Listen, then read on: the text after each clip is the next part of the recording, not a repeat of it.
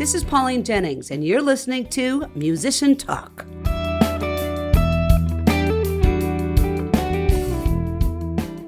This week, I get to talk about my first love of the stage, musical theater, with Eric E. Parrish, who teaches music and theater at Minnesota West Community and Technical College. Eric is currently pursuing his MFA in directing from Minnesota State University in Mankato and holds a Master of Music degree in vocal performance from the University of Northern Colorado and a bachelor's degree in music from Gustavus Adolphus College. A couple of his favorite roles on stage, among many, are Pirate King in Pirates of Penzance, Javert in Les Mis, the Beast in Beauty and the Beast, and his current role as George in La Cage aux Folles, performing this month with the Merlin Players at the Paradise for the Performing Arts in Faribault. This Musician Talk episode is different from most in that Eric and I, we just talk because, there was just so much to talk about. And because musical theater folk rarely have recordings of their work. It's all in the moment, just like the magic of musical theater. Well, it's time to find out about his musical journey. Let's talk with Eric Parrish.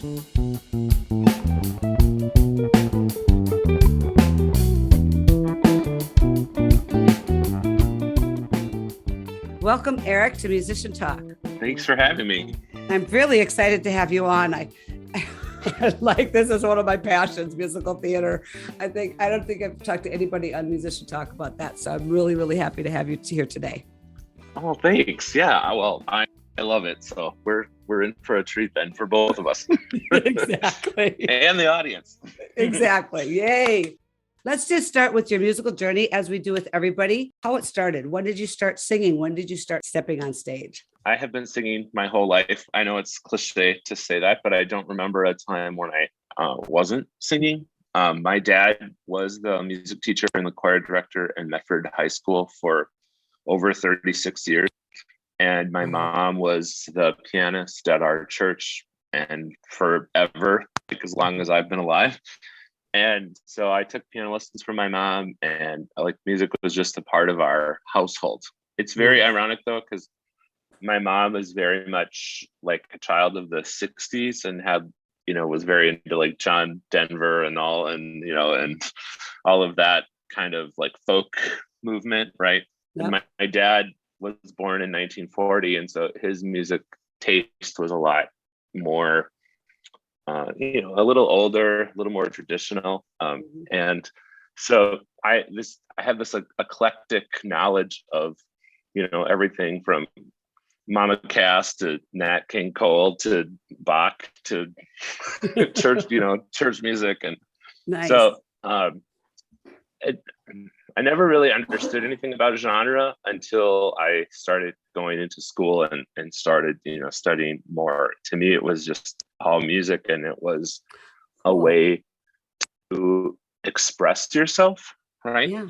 Yeah. I mean, I dress up my mom's dress with the necklace and earrings, and going up, we had a staircase in our house that was right opposite the picture window in our living room. So at nighttime, if you turned all the lights on, you could see yourself in the reflection of the glass of the picture window as you went up and down the stairs. And I was all the things, Hello Dolly, Marilyn Monroe, everybody doing the shows. I had one of those too. It was a landing in front of the fireplace that I would get up. I could see myself in the window, but it was where I would perform as a child. Yes. Yeah. And I used to make my cousins do all kinds of shows. And we had a dog, and I was really into the circus at that time. And so, I made the dog learn how to jump through the hula hoop. And there was all kinds of, P.T. Barnum. My grandma used to tease me that I was a little P.T. Barnum. Oh, so that's fun. My dad also directed all the musicals at the high school in Medford. So I was on stage, helping him paint sets, running backstage. It was just a part of my life, and it was a big deal. And the old Medford High School was a gymatorium. So there was a hole in the wall at the end of the gym. And terrible acoustics. Terrible acoustics. Yeah. Yeah. Terrible acoustics. Very maybe 12 lights. Right. And he did all the shows with two pianos and a bass player. And I still think today, like even 30 years later, the kind of how can I make this happen with the materials that I have, that attitude that I learned from my dad of, there's no situation that you can't solve. You just got to think of it. You just have to be more creative. That time in my life was very influential in my career. And I still hold on to that. And I think a lot of what I do, it comes from that kind of make theater or make art in the space that you have with the materials that you have with the people that you have. I love this whole idea of you make work what you have. It's such a powerful and great lesson to learn for everything in your life, problem solving. Yeah, it came from this idea of seeing what you have in front of you. I grew up on a farm outside of Medford, and my dad we used to go out to the woods, and cut trees and chop firewood and things we had a wood burning stove at our house. And he always said it was important for me to observe what I saw in the woods. What does this say, and what does that mean, and how does this look, and how does that interact? And so he was always teaching me about observing. And the last show that he directed, I was a junior in high school. We did Into the Woods. And so that was kind of like this combination of him and I and our relationship. And that's probably one of my favorite memories from high school theater, was doing that show. When I left high school, I wanted to do both music and theater because, again, I was a person that was like, this is all one thing, right? It's not two things. Sure, right. Because I had thought about going to the Purpage School for the Arts. Mm-hmm. They wanted me to choose a music or theater track, and I didn't want to do that. I wanted to do both. And then I ended up at Indiana University in Bloomington, in the School of Music. And I thought, I've made it. I've come from this little town, from Medford of, less than 1,000 people. Yeah. And I've moved to Bloomington, Indiana, to the IU. I've got into like one of the best music schools in the country, and I hated it. Oh no. And it was awful, and I cried a lot. And why was it awful? What didn't you like? First off, the dorm was about the size of the town that I grew up in, and I was not prepared for that. Okay, got it. And secondly, I was with a lot of musicians who had been formally studying music for a really long time. Not to say that I hadn't been. I took piano lessons. I was taking voice lessons up at St. Olaf as a high school kid. And, both of my parents were musicians. So I had a lot of, training. But these kids were practicing 12 hours a day. They were like diehard kind of scheduled musicians. And I wasn't there. I wasn't there because I was technical and I was practicing. I was there because I loved it. And that didn't really fit into the kind of academic situation, right?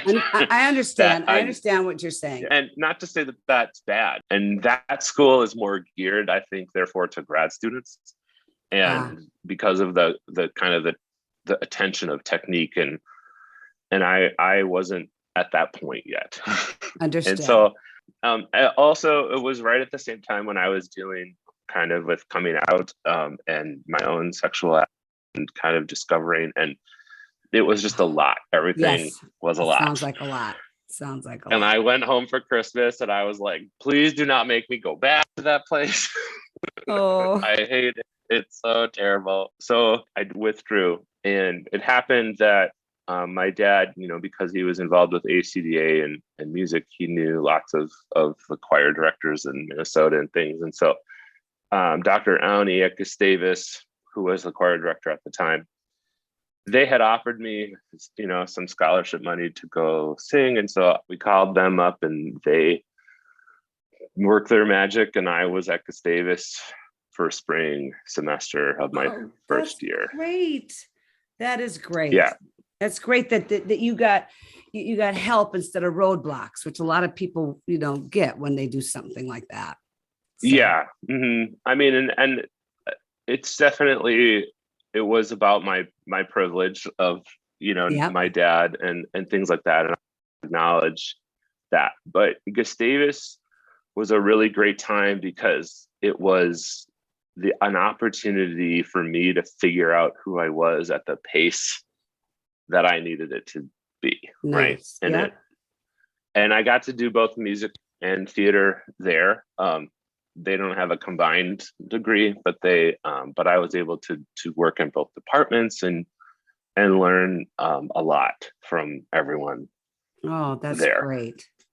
I was still in the closet, so it was a little challenging in terms of that. But the connections and the skills that I learned at Gustavus, I'm still like, when I'm teaching now, I go, oh, that's what Dr. Jorgensen meant. Oh, that's what Dr. Gardner meant. Like, I have these little personal epiphanies. My junior year, my parents were getting divorced, and I was, again, kind of still coming to terms with my identity. And so the summer between my junior and senior year, I decided that I didn't want to go home. Okay. I just needed to get out of Dodge. Yes. So I ended up Michigan at the Blue Lake Fine Arts Camp as a counselor and a teacher assistant. And I got to meet Mindy Escheter. She's a Twin Cities musician. Her trio was one of the artists in residence there. And while I was working with them, Rob Peevler and Alyssa Dieter was the trio. Alyssa Dieter worked at the San Francisco Conservatory of Music, and she heard me sing, and she's like, have you ever thought about taking your classical voice serious? And I was like, classical? Gross. That's opera singing. Who does that? That's boring. Right. Those operas are so boring. Yeah, operas are boring. What are you talking about? No. Like, here I am with this huge basso profundo voice trying to sing Nat King Cole because that's what the matchup was. I was obsessed with Sinatra in high school, of course. Got it. And she's like, no, I think you should take your classical voice. Okay, so I came back to Gustavus my senior year, and I went to my voice teacher, Michael Jorgensen, and I said, so I think I want to take my classical voice. And he just looked at me like, okay. So we kind of switched focus. I was doing a kind of a religion, theater, music combination thing at Gustavus. and the beauty of small schools that you could do that kind of thing, right? So then we shift gears to kind of taking my kind of traditional classical voice more seriously. And I auditioned for some grad schools that I thought I would like, and I didn't really anything happen right out of my first year out of Gustavus, but so I had a year in between there where I ended up doing a lot of musical theater, and ended up doing a show called The Original Broadway Swing, which I was subbing. The person they had gotten, I don't remember if they got fired or if they were sick, but I ended up having to learn that whole show in like 4 or 5 days. Oh, and it was like 40. It's a review, so it's like 40 songs. Oh, no. Could you have words on stage? No, I bet you couldn't. No. Yeah, and there was added drama of an ex being in the chorus, and it was yeah.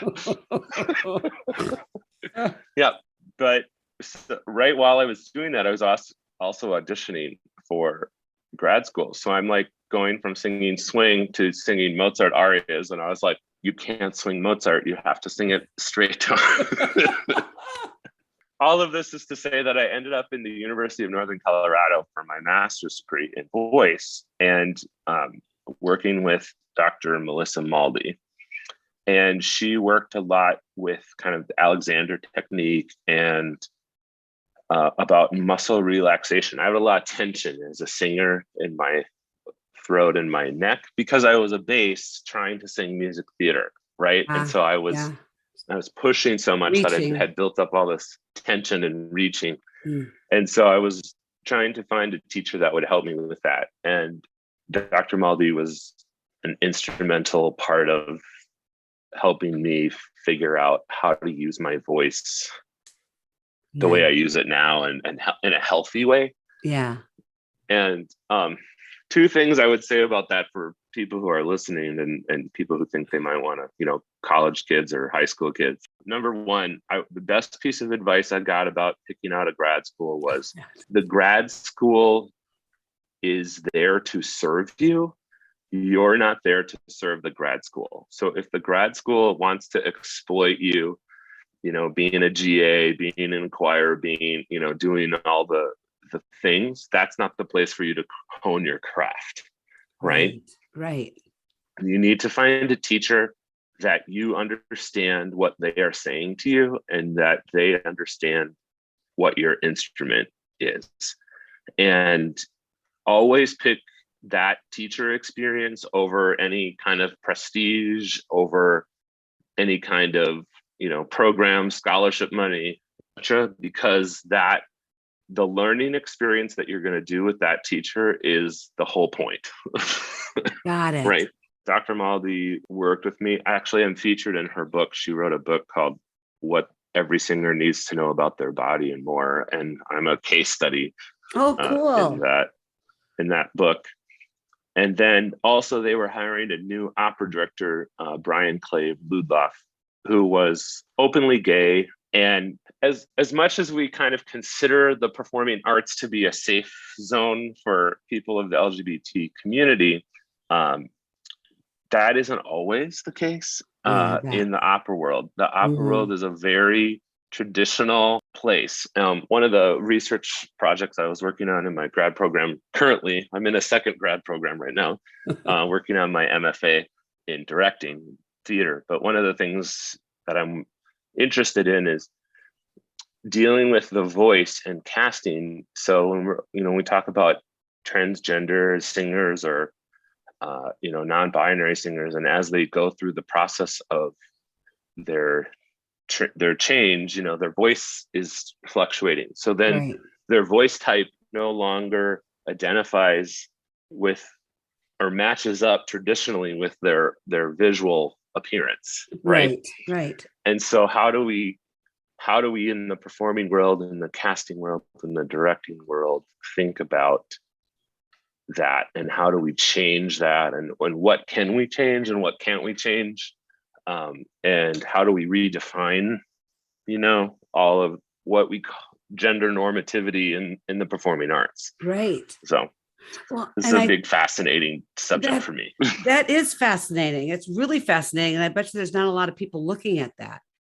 One of the topics I was writing on in my grad program right now is, so often theater and opera and musical, any kind of performance, deals with race in a dichotomy where it's us versus them. And there's not a lot of material in which it treats identity as a community, as race as a community, and that there are multi facets to that, to the interplay of different culture. And so often our art and our theater really and our music deals with it as this one or the other thing. And I think that's one of the things that music really has the advantage over other forms of art, is that it allows for this integration of style. I mean, our American musical experience does this, right? It's a the integration of the blues and and I think that this is why I love music, right? Going back to my original statement, it was never a genre thing. It was like, it's just a different way of expressing yourself, right? Exactly. That's exactly what came into my mind. We came all the way around, and that's a good place to transition into the next part of this interview. I would love to talk. We could talk for hours on all this stuff. Definitely. We could. Yes. And right now I want to move on to musical theater. And I know that you teach theater and music, and then you also musical direct shows, and you act in shows and all those kinds of things. And I'm fascinated by musical theater. When I hear a musical theater song, I know it's musical theater. And so I'm curious to ask an expert of why. What is it about musical theater music? And I love it, that makes it a little different. The place to start this conversation is asking yourself, why is there a song in this play? What is the point of us bursting into song? It has to do with the idea that we can no longer express ourselves with just the dialogue, right? Cool. That we need to heighten the emotion of the situation, and we do that by bursting into song, right? Oh, I love that. So if you come from it at that place, what exactly does that mean? Well, first off, you have to remember that you're acting, like you're telling a story through the way that you're using your voice and your body language. And that's a different approach, I think, than perhaps, like an opera singer is more focused on the vocal production, right? And it's through compose, and it's more about the musical style. So while it's theater, yes, it's acting, yes, it's expression, it's coming from a place of executing the music, Okay. accurately. As opposed to telling the story so much. As opposed to telling the story through using your acting technique. And when I was studying with Ben Krywaz up at Nautilus Music Company and the Wesley Balk Opera Institute, he has this great term called ubu. He calls it oops and ubu. And oops is a mistake, right? But ubu is something that you're doing imperfectly on purpose. And musical theater does that. It allows your inflection, your enunciation, your dynamic, all of those things. Perhaps you're not singing the rhythm exactly the way it is on the page, but you're doing that in order to draw emphasis to a particular word, or sometimes you might shout a word or speak a word, or sometimes you might sing it more lyrically. People have made careers off of their ability to do that. I mean, think of all the great divas that right? Patti LuPone, Ethel Merman, Bernadette Peters, my personal icon. Yeah, she's awesome. She is incredible. Yeah, all those theater singers, when you think about their voice, they are not singing in a kind of traditional classical sense. They're also not singing in a full kind of traditional recording studio pop sense, right? It's still full out voice, but it's kind of broken up in a way, right? Okay. So that kind of style of approach to the acting, I think, is one of the things. The other thing, I was reading a really interesting book. It's called The Sound of Broadway Music. And one of the things that they discuss in that book is how you can still tell it's a Broadway song even when there's no singer. Like if you just listen to the accompaniment. Okay. When we had talked about what we might discuss in this interview, I was thinking about, okay, how do I explain this? And orchestration is the deal. Okay. So orchestration is deciding how a song is going to be executed in the theater. So often the composer will write the song. A dance and arranger and a vocal arranger will kind of lay out all the harmonies and things like that. But the orchestrator is going to come in and decide what instruments are playing what part and all of those, those kinds of things. And if you think about it like fashion, when you see somebody dressed and you go, oh, that person's still living in the 90s, or that person has got, oh, that's a very 70s kind of thing. There are distinct like colors, shapes, stylistic things, right? That you associate in your brain with, a certain time period. So orchestrations are basically doing that. What instruments are we picking to help tell this, going back to the storytelling, to help tell the story? Am I using a bass clarinet and that clarinet is helping me think about, the big band era? Am I using an electronic, kind of drum beat mix, and that helps me think about the 80s? So these choices of instrumentation, these choices of color and texture are related to the storytelling, the time period, the mood, and things like that. All of that is informing what the lyrics are telling you, right? As opposed to rock bands are great, okay, and if you listen to the Beatles, you got that 4-part Beatles sound, right? It's the Beatles based on the instrumentation. It's a rock band based on the way those instruments are functioning, the rhythm guitar, the lead guitar, the bass, the drum. So even like when Green Day did their musical of American Idiot, and they put that on stage, even though it's a rock-based musical, certain affectations to the orchestration is going to make it sound like theater music, even though it's a rock song. Think about the way when you first experienced Rent, right? It's very intensely a rock show, but it's still using theatricality in terms of its percussion placement and its voice, the voice forward and the mixing. It's not, the voice is often a part of the texture in singing, but in theater, it's pushed out in front so that you're following the plot and the story.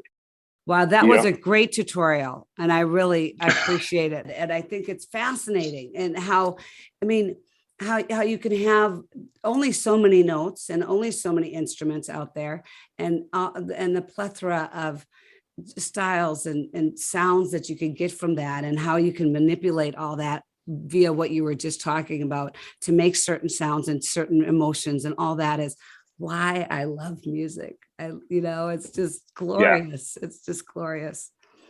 And I think the orchestrator job is often overlooked. I mean, we think about, the great musical theater composers, Steve Sondheim, Rodgers and Hammerstein, and all of those people were specifically working with one specific orchestrator. If you think about all the Broadway shows that you can, eras, hundreds, right? If you think of a smaller group of about 200 composer teams, right? There's even a smaller group of about 40 orchestrators. And those 40 orchestrators were teaching the next generation of how to orchestrate.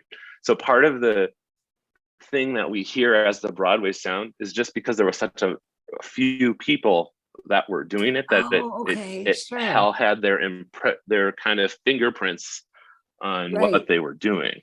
I did not know orchestrators existed. So to that point, that is very fascinating. So usually we have the quote section here, but we've had so much stuff to talk about here that we've kind of run out of time. But I'm just going to say it, and we'll touch on it very briefly. But this is a Jerry Herman quote, who wrote La Cage aux Folles, which is a show that you're musical directing for the Merlin Players down at Paradise Center for the Performing Arts here. We're going to give you more details on that in a second. But this quote by Jerry Herman is, I have a lot of friends who get up most mornings and go to jobs they absolutely hate. I don't think that's what life is about. And I'm so fortunate that I actually love what I do. And the reason I love this quote is because it's obvious on the surface of what he's saying. But when you look at it a little deeper of how do you make that choice to do what you love as opposed to making money, and often that choice is made when you're talking about somebody going into the arts, and you're somebody who did that.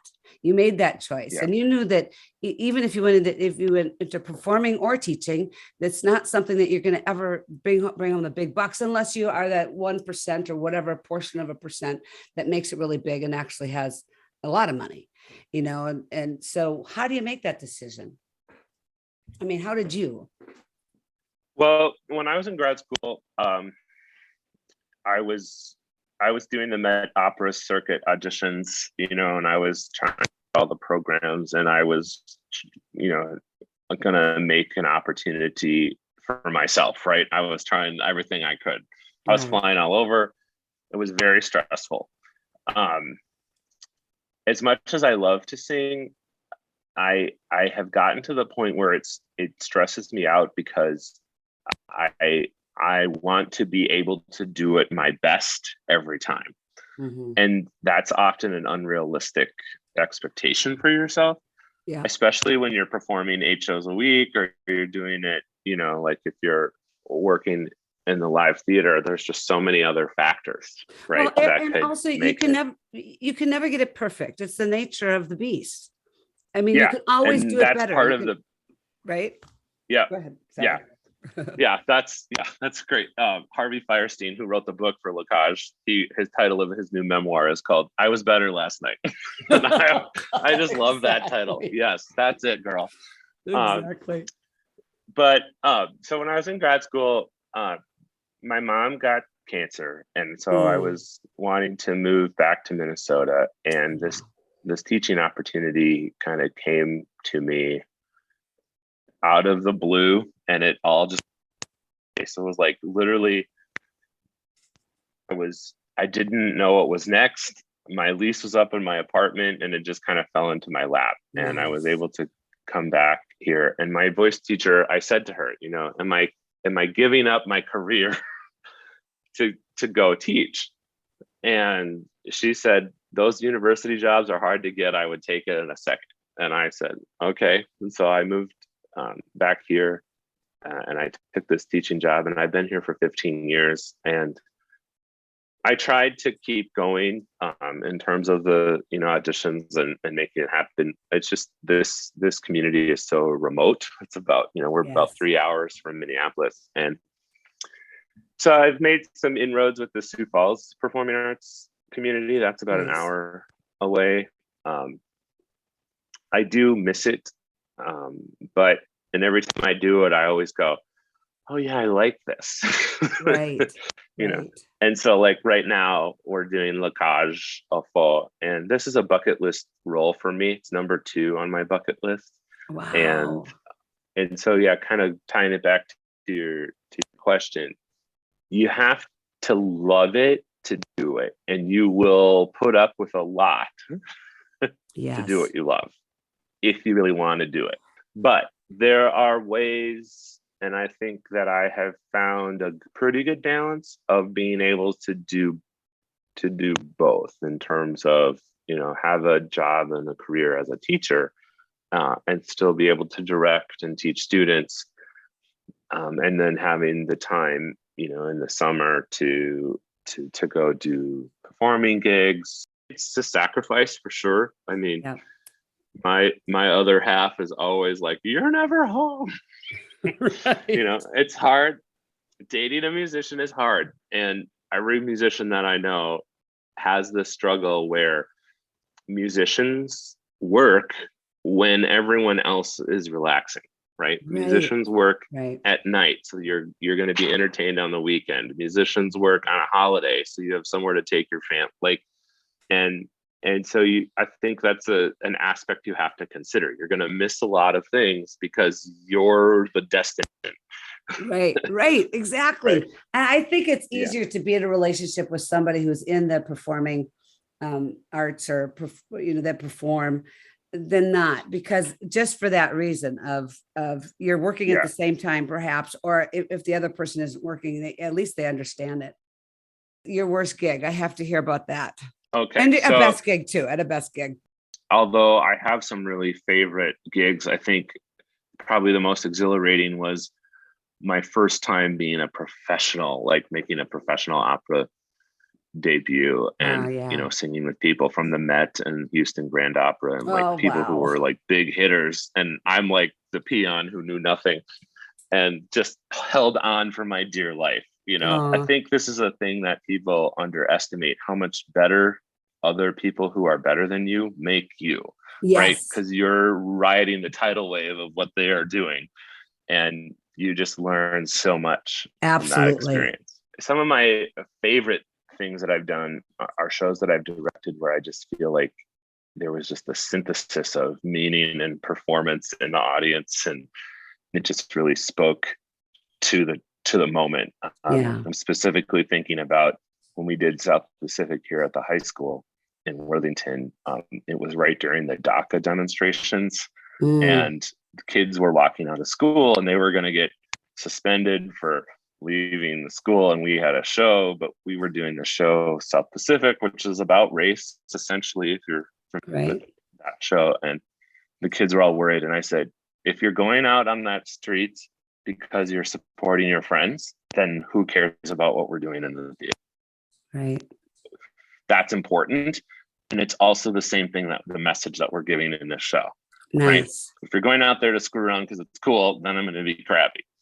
But they all were able to come and do the show. And, when we got to that moment in the second act where he sings, "You've got to be carefully taught," and it's just this culmination of all of our work, and the kids were all like right there, and they were like, oh, we get it. This is more than music. This is more than theater. This is more than extracurricular. This is meaning that is alive and speaking to our community. And Ah, that to me was like one of the best moments of my career thus I far. bet. I mean, maybe even more important Yeah. there, well, right? With the kids that And are going out into the world here and they're learning this stuff. I'm a big believer that you can't change the things that were in front of you. You can only change the things that are behind you, right? And affecting those kids and helping them see the world in a new way and a new light is a big moment for me. Yeah, You know, that's beautiful. that's important. Yeah. But my worst gig, I'll tell you, Let's hear it. I was the body double for the Beast in Beauty and the Beast. So in the professional production, when the Beast transforms back into the prince at the end of the show, from about the sequence from the fight with Gaston in the castle to when Belle like kisses the Beast or cries, I forget what the affect is, but you know, before the love happens, right? Right. That sequence, they use a body double so that the performer has the time to switch back into the prince, right? Yeah. In the professional production, they suspend you in the air and spin you, and then the other character comes down, right? The other actor as the prince, the real Beast, right, comes down, and then the body double disappears. There's got to be some smoke involved. There's flashing lights, smoke. Right. There's Disney orchestrations and money. Right. So I'm going up in the air, and the line, something happened with the ZFX that it drops me, and I land on my shoulder 16 feet onto the stage floor. Oh no. And my shoulder just goes boom. Did you say this was during a performance? Yeah, matinee day, of course. Oh no. That was a challenging. I've had lots of incidents with my shoulder in the opera. You know, I had an incident with the turntable in Les Mis as Javert too during the fight, and the turntable in my arm went one way and my body stayed on the stage floor. So it's more physical issues for you than the performance related, which is, I guess, is a good thing, except that you're getting injured. Yeah. Okay, so let's wrap up with talking about La Cage aux Folles, your musical director, and you're in it. Yes, I'm playing Alban Zaza, the main star performer. Yep. Awesome. And this is a kind of a fun thing. So my friend Michael is playing Georges, the husband, and we, the two of us did a year with Frog and Toad with Merlin Players, I don't know, a long time ago. And while we were doing that, we said, oh, wouldn't it be fun to play Georges and Alban? Because it's basically the same relationship as Frog and Toad. And, you know, we're both openly gay. We both have long, term partners. And I've known Michael for over 20 years. And so Juliana Skazacek, the director and artistic director of Merlin Players, she was like, well, what's left on your bucket list? I said, there are two things, La Cage aux Folles and Sweeney Todd. So we called Michael, and Michael's like, hey, do we want to do La Cage, Michael? He's like, okay, yeah. So yeah, back in, was it 2020, we were supposed to do it. And then it got shut down. And so this La Cage is a big important role for me in terms of not only the theatrics and the singing, but also just personally as, an openly gay performer and coming back. I grew up in Medford, as I said, and, coming back to the Faribault Community Theater, that's where I learned. I mean, I was in there at a very young age. And so this is kind of a big homecoming. And Michael is also from Faribault. He lives in St. Paul now. So it's, he likes to say, the boys are back in town. Nice. The boys are back in town, and we can all go see them. We can all see you in this show. And the show is June 17th, 18th, 23rd, 24th, 25th at 7:30 p.m. And then on Sundays, the 19th and the 26th at 2:00 p.m. And you can get tickets where? Paradise Center for the Arts.org website. And you can also them, but I think it's best to get online. So. All right. If you're on Facebook and if you're a friend of mine, or go to my page, and there's a link in my promo for this show, that will take you there as well. So we've done a lot of talking about this show and that you're coming out and that you're openly gay. And so it's an important character for you. So maybe we should just do a short synopsis of the show and why it speaks to you. So Le Cage aux Folles is based on a play called Le Cage aux Folles by Jean Pirret, I forget. If you're familiar with the movie The Birdcage with Yes. Robin Williams and Nathan Lane. So the movie Birdcage is based on the same play as Le Cage aux Folles is based. So they both have the same source material. So basically the setup is that Georges owns this club. It's a kind of vaudeville, burlesque kind of drag performing club on the French Riviera, and his partner Zaza. His partner is named Alban. His drag name is Zaza. Is the star of this review, and George has a child from a previous relationship with a female, and this child is wanting to get married. So they bring. He's bringing his fiance to meet the parents, right? Yes. And great setup. He's embarrassed. Yeah, he's embarrassed by Zaza and all of that. So he tries to hide Zaza, but then in the musical, the mom doesn't show up, and so Zaza becomes Mama. The fiance, this girlfriend's parents are conservative politicians. He's a politician. Yikes. It's just the setup is getting better and better for mayhem and misunderstandings. Yes. Mayhem and resolution. Right. And things are learned. And it's so wonderful with comedy when you learn these important lessons. And but it doesn't hit you over the head with it. It does it with joy. And it does it with love. And it does it with joy and love. The love story between Georges and how what it sustains, what we know, what we learned it has sustained, and what it is being asked to do. And, the son, Jean-Michel, he sees that. There's this beautiful moment at the end of the show where right at that moment, when Jean-Michel realizes that nothing else matters except the fact that he has these parents who are willing to do anything for him. And it's my favorite moment because I make eye contact with the actor's name is Nick, and he sings a song and I get teary-eyed every time. Because it's just this moment of acceptance and this moment of acknowledgement that you hurt somebody and now you get it, right. And it's just a beautiful, beautiful, beautiful moment. And and for all of us to strive toward getting it for everybody that's out there, no matter their color or their ethnicity or their sexuality or their gender or anybody that you consider other. If we could get people to a place of getting it, how beautiful would that be? And I think theater and music goes a long way toward helping that.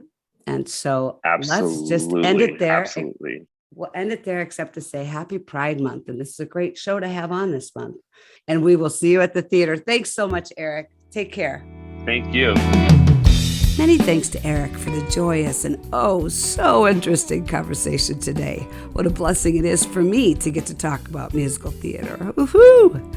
Thanks also and always to Wendy Norquist and to you for listening to Musician Talk on the One, KYMN. You have a terrific day.